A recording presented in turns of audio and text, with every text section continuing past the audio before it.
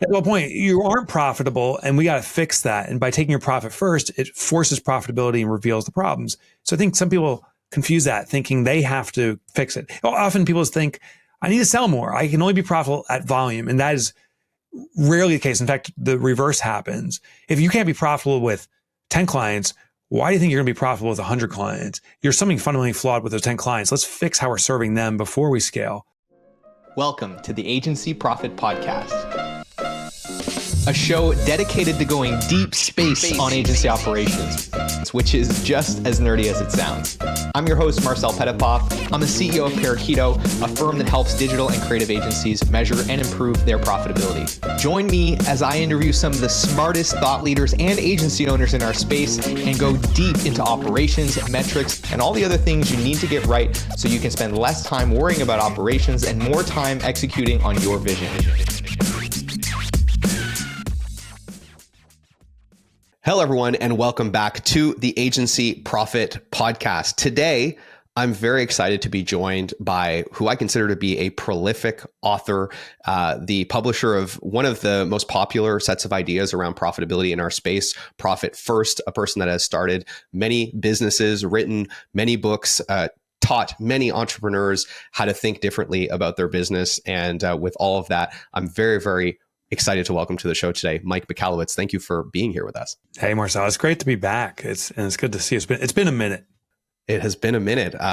We've gotten to know each other a little bit over the last few months, and you were gracious enough to make some time to come on the show. Now, I'm sure just about everyone that's listening to this knows who you are, but for the few that don't, could you, in your own words, describe who you are and what you do? Sure. I'm an author guy thingy. And the reason I say, because that's what I do. I'm an author guy. And, but my background's in entrepreneurship. I've been an entrepreneur my entire adult life. I've had the ups, build, sell businesses and stuff. But I've had the downs, which I actually think is more important. I do leave them off my CV, but losing everything, arrogance, thinking I knew entrepreneurship better than anything. And it was really in my darkest period of struggle with entrepreneurship that I realized I really don't know entrepreneurship. It's not what I think it is. I started journaling it and I became an author. Today, I do own quite a few businesses, but really my core mission is to simplify the entrepreneurial journey for selfishly myself. And if I discover something that works, then I want to serve as many others as I can. So I write books, and Profit First is my most popular book. I've written 9 books and have a brand new book coming out in January. I just literally sent it in last night to my editor. Amazing. Yeah. So 8 books published, 9th one coming out, or is that the next one? Yeah. I mean, 10? Who's counting? It's 9 published. Cause I also did a children's book on money. And then my 10th book is with my first ever imprint. I worked with my publisher. We've created an imprint, and we're looking for other kind of similarly thinking entrepreneurial authors to work with to really build a compendium for the entrepreneurial community. And the imprint's called Simplified, to make not entrepreneurship easier, because I don't think that's possible, but to make it simpler, to remove the complexity, to do the hard work and get to that hard work faster, to get the results we need and want faster and better.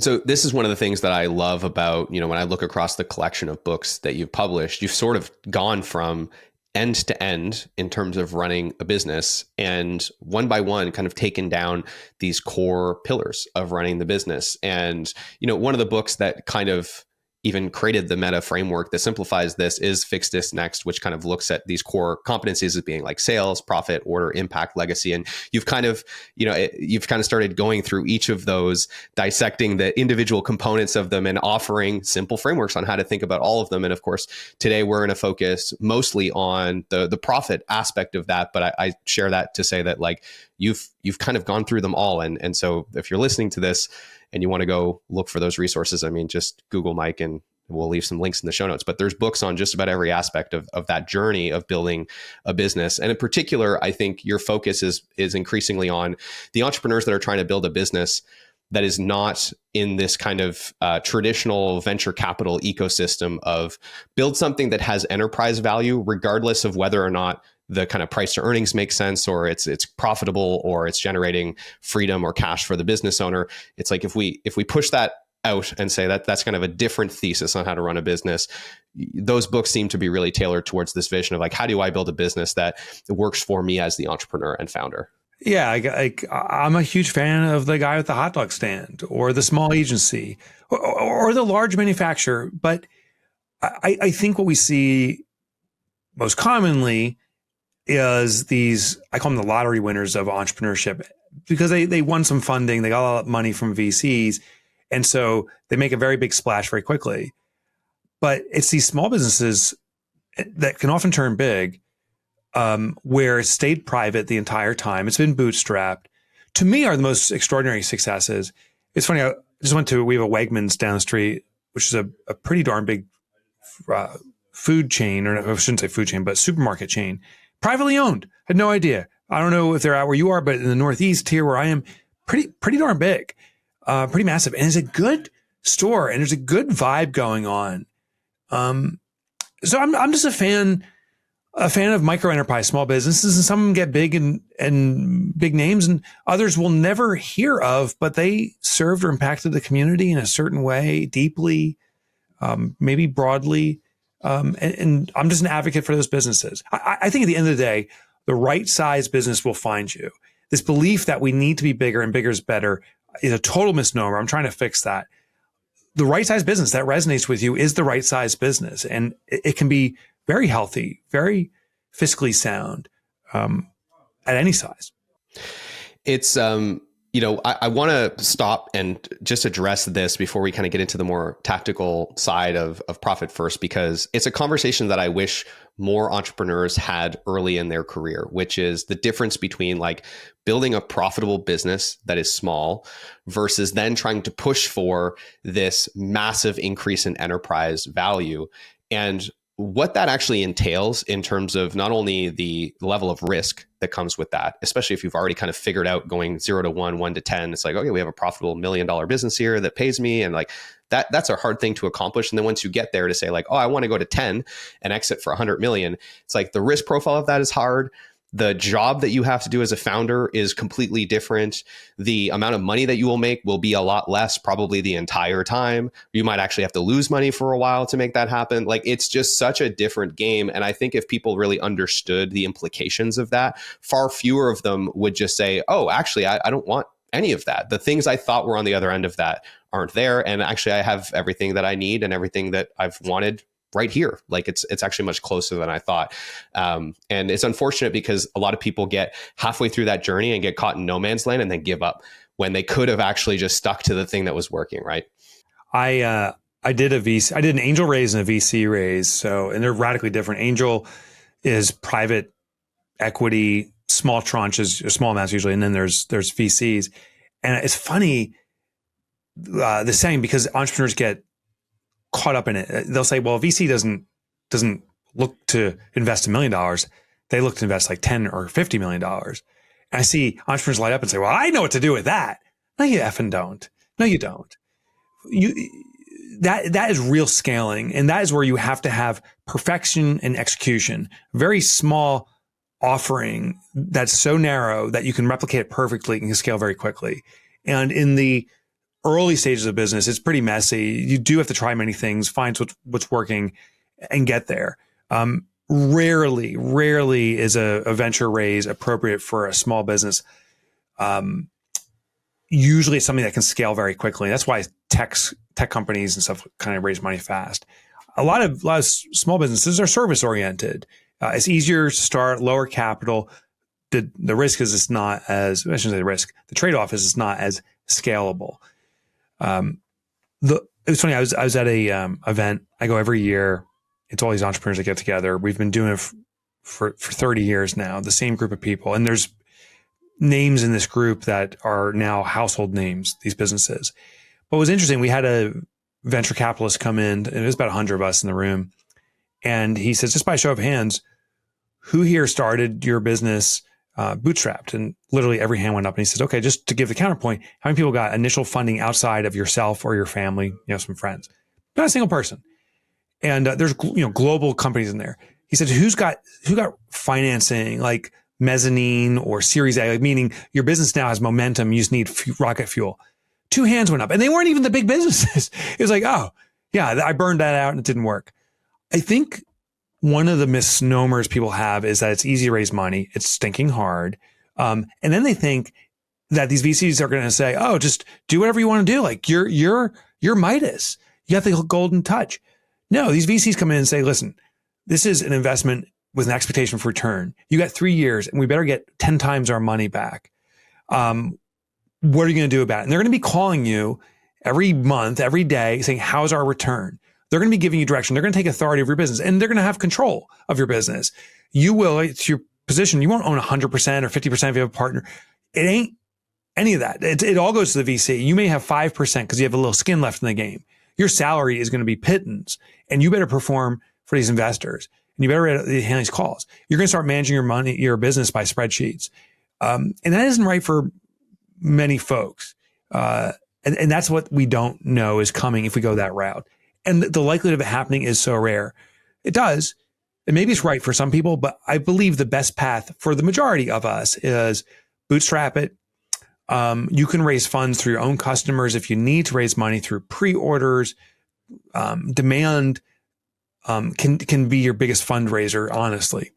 This is a great segue into, the topic for today, which is profit first. And I think the big underlying idea with profit first is this idea of applying constraints to the business as a forcing function to find a way to make it healthy, to make it profitable. And what's funny is like, even when you talk about this in the context of VC, one of the often judgments or the criticisms of venture capital is that it doesn't force companies to be as disciplined as they otherwise should be because they have access to all this external capital. And when you look at the most successful companies that have come out, even of the venture fund world, most of them were started right around the 2008 financial crisis. You're talking Airbnb, Uber, WhatsApp, Slack, even Facebook and Google coming out of the dot-com crash. And it was in those moments of austerity that you had incredible companies built. And I think this is a really important idea that you bring to business, which is to say, what if we applied these constraints and then found a way to become successful and profit first? That seems to me to be one of the core ideas behind that philosophy. I play guitar and I'm not particularly good, but there's a funny joke in the music industry that I've heard. They say, what's the difference between a jazz musician and a rock musician? A jazz musician plays 1 million chords to 3 people and a rock musician plays 3 chords to 1 million people. I mean, talk about constraints. The rock musician is, by default of how that music's created, is limited into their flexibility, and therefore the expression can be actually more raw, more unique when you have constraints. It's a very interesting dynamic and becomes more consumable, perhaps. Well, one thing, and this is the ultimate in hypocrisy. I'm also an investor. So I was just saying, like, investors may not be your best choice. I'm an investor. I invested in the last year in about 12 to 15 small businesses, but with some unique differences. We're in for 3 years and then we're out. We help improve the company, but we're in this 3-year sprint and then we exit and then leave the company in a better state. So question is, how do you do it? Through constraint. So one of the things we require, we go into these businesses and we usually work with distressed organizations, company that's doing $1 million or more, but owners working their tail off. They aren't sustainably profitable. Maybe they even have debt. And we go in, the first thing we do is we will pay for and hire a profit first professional that comes in and aggressively mandates the implementation of profit first in the organization. And so the owner thinks they're down and it feels like you're getting punched while you're down the ground. But what we do is we stop allowing the business to use the lack of profit as a Band-Aid for its problems. So we have these problems going on in our business. We aren't profitable and we justify it saying, well, the business, needs this money to be spent, so I can't be profitable. But really the lack of profit is covering up errors. What I say with profit first is it doesn't break your business. It shows what's already broken within your business. So we take the profit out of the business immediately.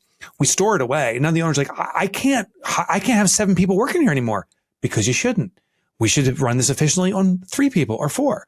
I can't afford my rent in this space. I have this huge space that I committed to. You got stardust in your eyes. You can't afford that, man. We got to cut the space. It exposes the real raw truth of what's going on. So ironically, it feels like a constraint, but it's actually exposing what is already constraining and restricting you. it forces hard decisions now. And if you don't make the hard decisions now by removing profit, the inevitable is going to come. You're going to play the cash flow game, borrowing from Peter to give to Paul and back and forth. And then one day comes where you can't play that game anymore. You can't max out the credit cards another day.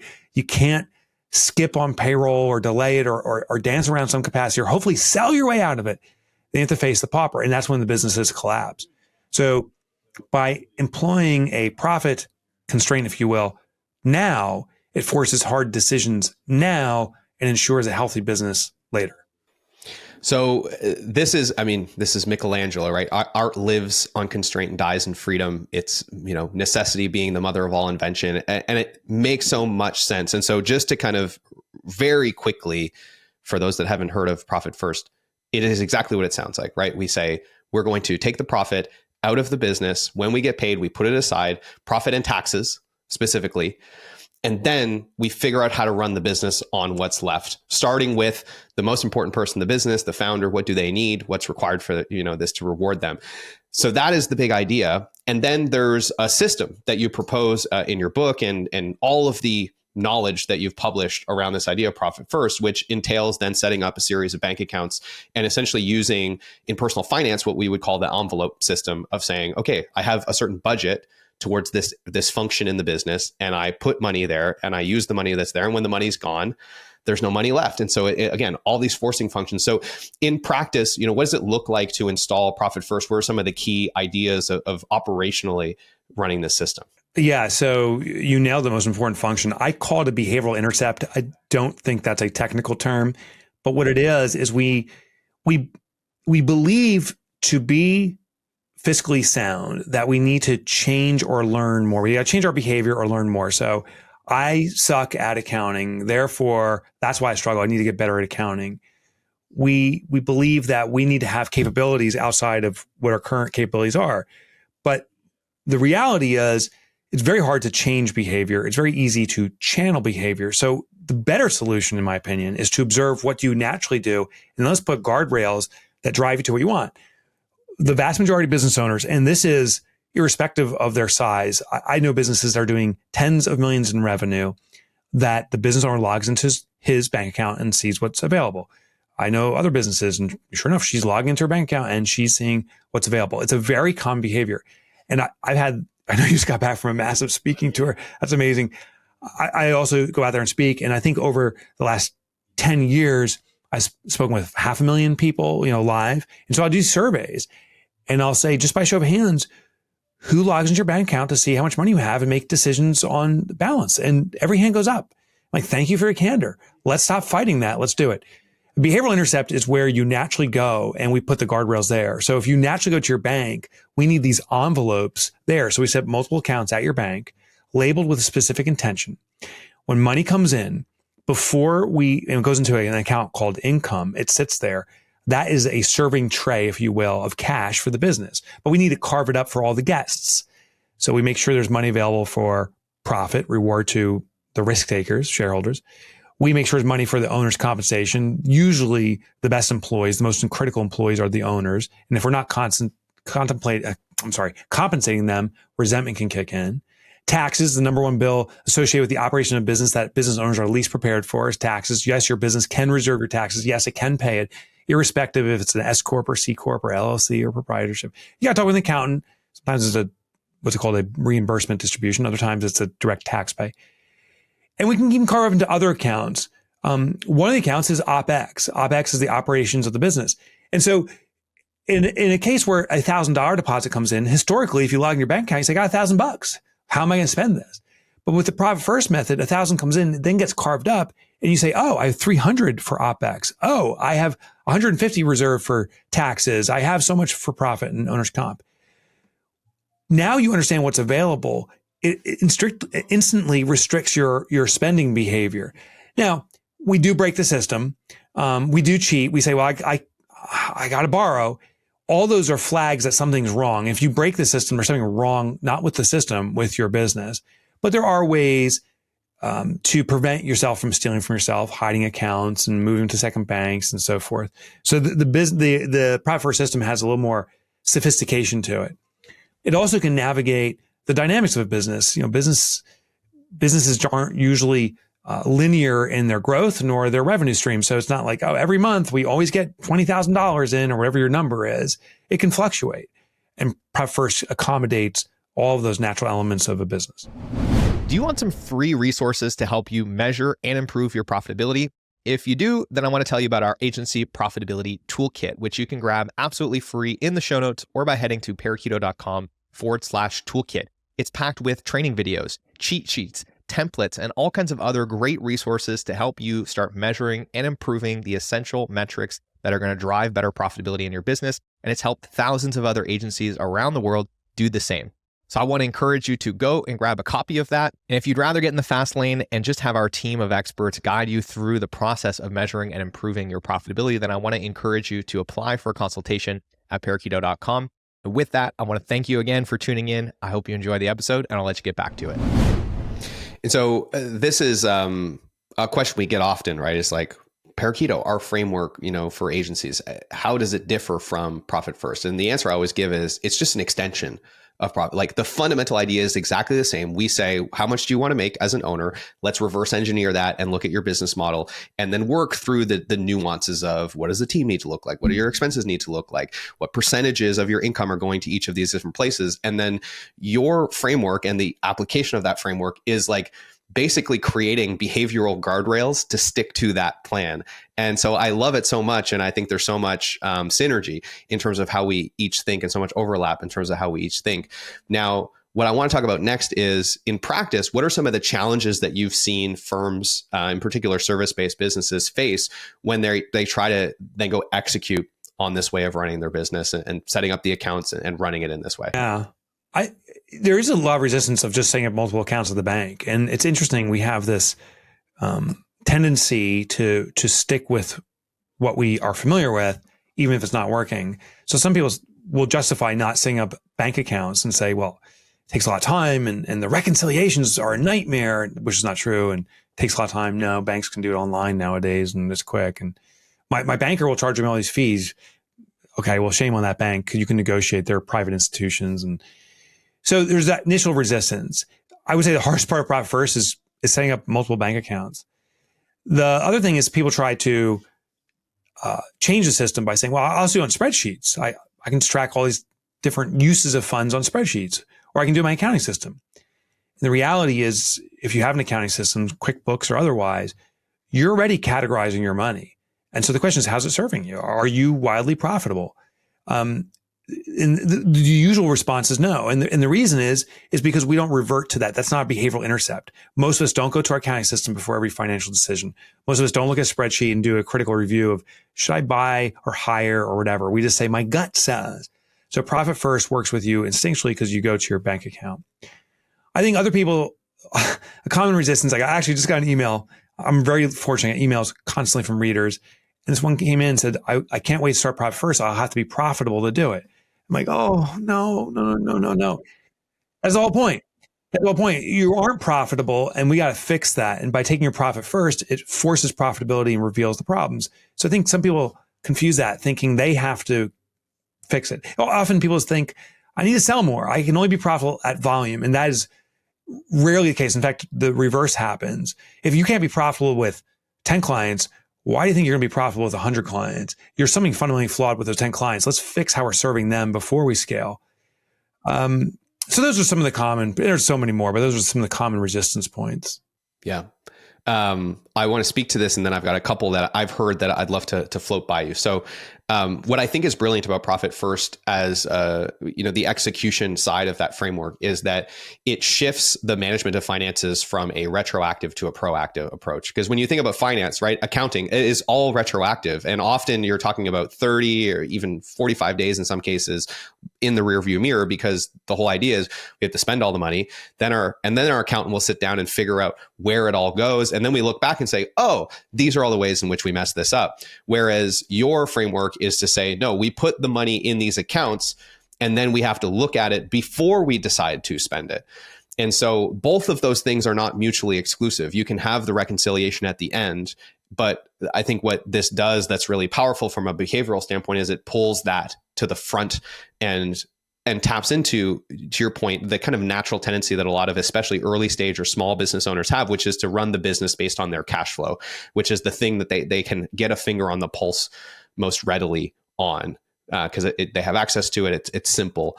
And I think that that's a really powerful idea. So on that, two questions we get often from agencies specifically on Profit First. Number one is, well, okay, I want to make 30% EBITDA, but how much should I spend on OpEx? How much should I spend on delivery? How much should I spend on sales and marketing? How much should I spend on admin? Of course, we have got some benchmarks that I'm happy to share on this podcast, but how do you typically answer that question, maybe in a more general sense? How do you help people or advise people to get to those benchmarks, get to the appropriate levels of spending that are realistic? Yeah, well, we reverse engineer our way into it. So first we say, okay, if you want to do 30% profit, what would that look like? How would that affect your OpEx and so forth? One thing we don't look is at industry standards. It's funny, someone did such a great analogy for this, now I use it.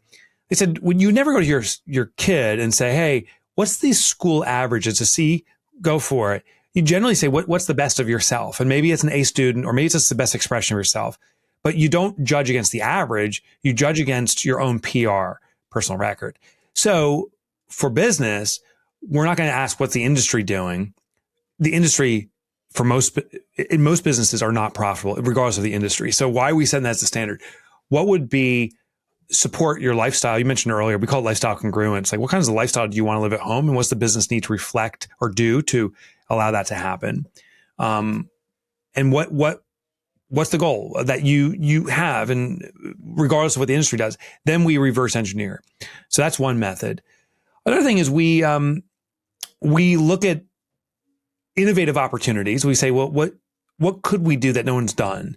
And we look outside the industry. So we worked with like a leather manufacturer, and instead of buying these big presses that cost tens of thousands or not hundreds of thousands, they said, well, we need to get the same results, but we want to be highly profitable. They went on this shopping spree at Home Depot and found that with a microwave, you can make leather very moldable, but don't do that because it becomes flubber. Instead, they figured out this way to superheat leather to give it this pliability without damaging the leather, and you don't require presses. They can do it with a little vice grip that costs $50, and they're redefining the industry because they didn't look at the industry. So that's another thing. And the last thing is, you may have a goal of, say, 30% EBITDA, but it doesn't mean we have to start there. We may start slow and let it grow. That's the term we use. So we may say, let's start at 5% profit and see how it affects the business. If you go too hard with profit first and have these big profit goals, I make it akin to taking a frozen beer mug out of the freezer and putting it into an oven that's 500 degrees and just putting it in there. It just explodes. It's such a quick shift. But you can take the mug out and put it at room temperature, and then you can put it in the oven. And sure enough, you can get up to 500 degrees, but you have to do it in steps. Otherwise, it shatters. So those are some of the hacks, if you will. I think, so I'm about to talk about a bunch of benchmarks, but before I do that, I want to acknowledge that we've seen a lot of agencies in our analysis, and there are outliers on both sides. There are highly profitable agencies, but there's two types that I've seen.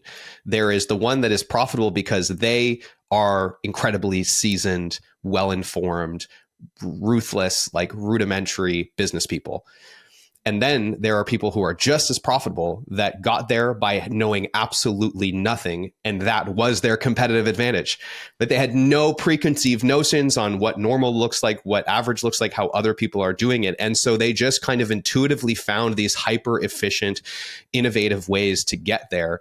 And I've seen just as many of those. And so to your point, this idea of kind of this uninformed optimism and using that to find new ways of doing things is a really powerful forcing function. I think is a valuable exercise for people to go through.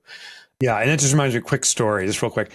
Over the weekend, I got a text from a guy named Jesse Cole. He's the founder of the Savannah Bananas. And they implemented Profit First, him and his wife, 7 or 8 years ago when they were getting started. And what was so interesting is it forced innovative thinking. Now, Jesse and Emily are those people. They love to find new ways to do things. Well, Jesse was sending me this video from I can't remember what stadium it was, 70,000 people coming to his game. And they are very profitable. And he just said some nice words about how Profit First has transformed their lives and the way they think about business. And what I think is so interesting is that people hear Profit First and they say, yeah, but you can't grow. And we have over 1 million deployments of Profit First globally. We have hundreds of thousands of case studies, if you will. And we find is inevitably these businesses actually grow faster than their contemporaries. And I was like, well, how can that be? So you're taking more money out and you're growing faster because you're redefining the industry. You find the things that other people aren't finding because they're just throwing money at it. Oh, the solution is that big clicking press. Phew, throw money at it. Guess I won't be profitable. And here's a guy who says, I'm going to be profitable. How do I get the same result? And now he's doing it. He's blowing away his competition as a result. So on that note, I'll talk about a couple of things, for our clients and for those listeners that want to know the benchmarks for agencies. First, it's in the toolkit. So check the show notes, the free toolkit. It's all laid out in there. But like generally, what is good is less than 50% of every dollar of agency gross income goes towards actually earning the revenue. So what that tells you is that you have a delivery margin, that's what we'll call it, or gross margin of at least 50%. The higher that gross margin or delivery margin, the easier it is to run a profitable business. So that's the why we focus so much on that. And then generally we try to keep the administrative, sales and marketing and facilities expenses combined to under 30%, which should leave you with a 20% EBITDA. And of course, the lower you can get those two expense buckets, the more optionality you have. So that's like the quick, if you're trying to implement this, those are the quick benchmarks. With that, Mike, the next thing I hear a lot is the agencies that have a lot of project-based work. So very lumpy revenue, very up and down. They might land $1 million project and they go 6 months without getting any new work. I've heard from them, it can be challenging to run this system. What advice do you have for people that have very lumpy revenue or very unpredictable income throughout the year in terms of how to smooth that out and use this to their advantage? It's very common. In the extreme scenarios, we have retail businesses that use it and they make all their money during the winter holidays, for example. What we have to realize is that the earnings we have is not representative of earnings for that month. It has a responsibility to carry us for the year. But if we don't see it that way, we'll think, wow, this was an amazing month. November was amazing. We crushed it. And we'll spend accordingly. So what we need to do is actually reserve some of that money and drip it back into the business. We call it a drip account. And how it works, I'll give you an extreme scenario because it just gives crystal clarity to this, but you do modify and tweak it for your business dynamics, is if I made all my money, let's say in December, and say all my money is $12,000, what I'll do is I'll receive that $12,000 in deposits. I will take 11,000 of it and put it into a drip account. 1,000 now is recognized for December. Then when January comes around, I'll take 1,000 out of the drip account, put into my income account as recognized income, distribute it using Profit First, and repeat this process each month until next December. I've now normalized the revenue I've received. A common misconception is like retainers. I have an agency, we get retainers, for the year or 6 months or something. And what these businesses are doing is say, wow, we got all this money. And no, you actually haven't even earned the income. The accounting term is earned income. You have a legal responsibility to reserve it. Should the client cancel midway through, half that money is legally due back to them. So we put the money in a drip account. That's the term we use, but you can call it anything you want. You can call it retainers. Then in this case, over 6 months, 1/6 of it comes out as recognized income, goes to the company. Now, of course, it's not that clean cut because you may have inflated expenses during an inflated income period. So you do have to adjust accordingly, but through some simple calculations, you can determine what to distribute when. The key is don't distribute it all at once. Don't recognize that income at once by saying this is all ours now. Drip it back into the business. Yeah. Yeah. And so I think what you've just described is essentially the difference between cash and accrual accounting. Right. Basically, it's accrual accounting on a cash basis. Isn't that funny? Yeah. I never thought about it that way, but that's right. That's right. Yeah. But the conceptually, right, the underlying principle there makes sense, which is recognize revenue as you earn it. Be mindful of, these large cash inflections that are actually tied to future work and therefore future expenses often. Like this is also a challenge, right? Is when you're trying to understand how profitable were we this month, but you're earning your revenue at a different pace than you're incurring your expenses, and that it can get all. Yeah, I experienced it myself. It's like, this is not just theory, this is practical and I live it. So in 7 days from this recording date, we are getting a monster check because we always get it. We're recording this on March 24th. On March 31st, we always get a monster check. It's the royalty distributions for books. And it happens again in the September. I was just talking with our president today and she's like, yeah, we're down. We've distributed all the funds, but she's like, we're good. Like we cut it up into 6 slices over 6 months. And she's like, we're good. And we depleted the royalty, but we know the next royalty is coming. So it's very practical and it keeps your sanity. Guys, if we use all that money, I bet you on the 31st, 7 days from now, I can say, oh, we can make those 2 hires we're talking about. We can do all these wonderful things. Yeah, for that month. But then there's no subsequent sales. That big boost isn't there. It's all gone. And so that's why we slice it up. It normalizes our behavior, not just the cash flow. So I want to segue here. I know we're kind of getting to time. There's a couple of things that you're doing that I want the audience to know about. Number one, you're working on some technology to help make the implementation of Profit First and this idea of the different bank accounts and budgets more accessible. Could you share? Are you in a position to share? Are we allowed to talk about that? Yeah. What are you doing there? Yeah, V1 is now available and V2 is coming out, I think, within the end of the week. So it's the Profit First app. And I think you can go to theprofitfirstapp.com to check it out. So it's interesting. It's a phone app, PC-based technology that allows you to implement Profit First, to hold yourself accountable to it, but it also addresses all the nuances. You see, what we can do in the app is we collect the history, the data, and start giving you directions and see what's working for you or not. So it's effectively the book in your pocket, excuse me, kind of like a choose your own adventure deploying that way. And it will pull in a Profit First professional, an expert in deployments, and make a recommendation to use them when you need them. So that's the Profit First app. Awesome. And that dovetails perfectly into the next thing I wanted to mention, which is Profit First professionals. You have an army of finance and accounting and other professionals that have learned how to implement the Profit First system. I've had the pleasure of interacting with them through that group. So let's talk just a little bit more about that for those that want to implement this, but need some help. Yeah, these are, of course, there's a bias here. I think they're the most remarkable people. So these are people who have credentials in either accounting, bookkeeping, or business coaching, and then have introduced Profit First to their practice, have gone through our certification and maintained it, which is no easy feat. Most people go through 3 to 6 months of training. The book is the surface of the iceberg. They go through the iceberg. They have to live Profit First too. So we measure and audit their own businesses. Are they deploying the system for themselves? They understand Profit First is 20% system, 80% behavioral management, the emotions around it. So these are people that are trained and steeped in how we respond emotionally, how we justify, I need to do this, and the excuses that come about, how to keep someone on course. To me, it's like a trainer at a gym. Like you can go exercise at the gym, you can read a book and do it. But for some people, you may injure yourself. You may overdo it. You may give up prematurely. This is someone that's going to hold you accountable, make sure you're doing the right exercises in the right way. So there's 600 plus Profit First professionals globally. There's folks that specialize in agencies. And if someone's interested, they can go to our site, profitfirstprofessionals.com, and get matched up with the ideal PFP for them. Amazing. So Profit First app, Profit First professionals will both be in the show notes. There's one last thing that you gleaned earlier, but I want to make sure we touch on, which is you've started your own imprint and are looking for like-minded authors to be a part of that. So again, very briefly, what's going on with the imprint? I'm on the hunt. We publicly announced it last week. It's something I've been working for 3.5 years. The publishing house is called Page 2. They're remarkable. And I was prior with Penguin Random House. And we've been courting each other in the process to figure this out and get it done right. We consummated the deal for the first book, which is my book that's going to come out through this imprint, Simplified, but we also created the Simplified imprint.